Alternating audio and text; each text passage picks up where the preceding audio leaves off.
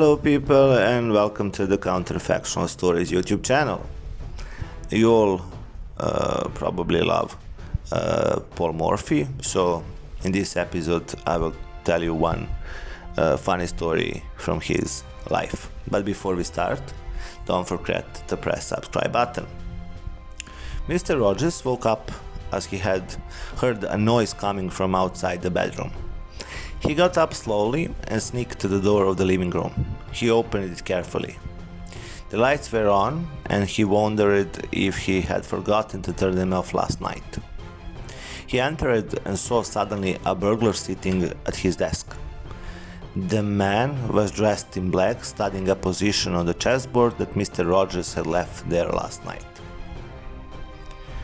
Last evening, before he went to bed, Mr. Rogers had set up and replayed the game from the American chess genius Paul Morphy. The position that has fascinated him was still on the board. He went back slowly to another room, opened a drawer, grabbed a pistol that was put aside here years before just in case. Then he went back to the living room, terribly nervous. Something like that never had happened to him before. "Hey, you, what are you doing in my apartment? Who the hell are you?" "This rook sacrifice here is just ingenious," the stranger said, pointing to the chessboard. "Morphy was the greatest." "Oh yes, he surely was." Mr. Rogers came closer. His hand shivered a bit as he clamped his fingers around the pistol. "But black could have defended better," the stranger continued, staring at the board, simply playing king e7. "That doesn't work because of rook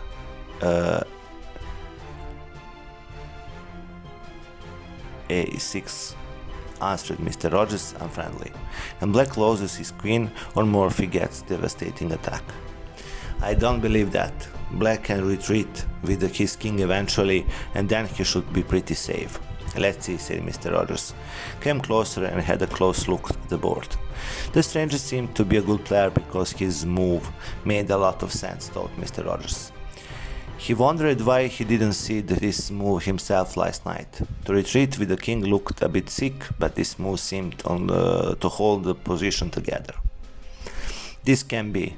Morphy could have seen that move. There must be something else that we have overlooked," said Mr. Rogers, excited. "Even world champions don't see everything," commented the stranger. Somewhat upset, Mr. Rogers' hand came down and put the pistol on the edge of the table. Was it possible that Morphy could have overlooked that? "But no, when the king retreats, Morphy sacrifices the knights on the f7, exclaimed Mr. Rogers, getting really excited. "Then the whole position will collapse." Mr. Rogers made the move on the board immediately. Yes. "Looks damn dangerous," murmured the stranger, "but the position is unclear." "Unclear? Why?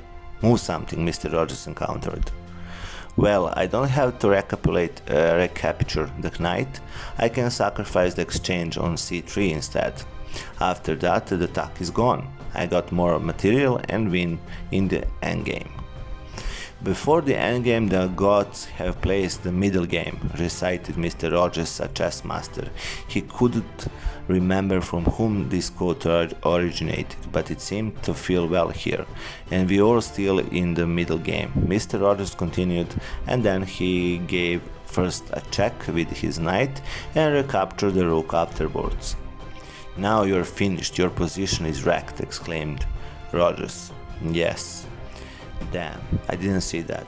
I haven't played chess for a long time. Okay, I better go now, I still have to work."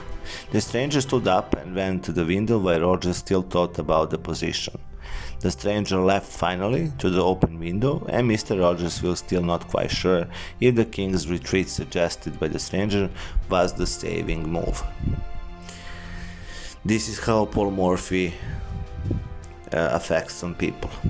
Don't forget to press subscribe button and see you soon. Bye.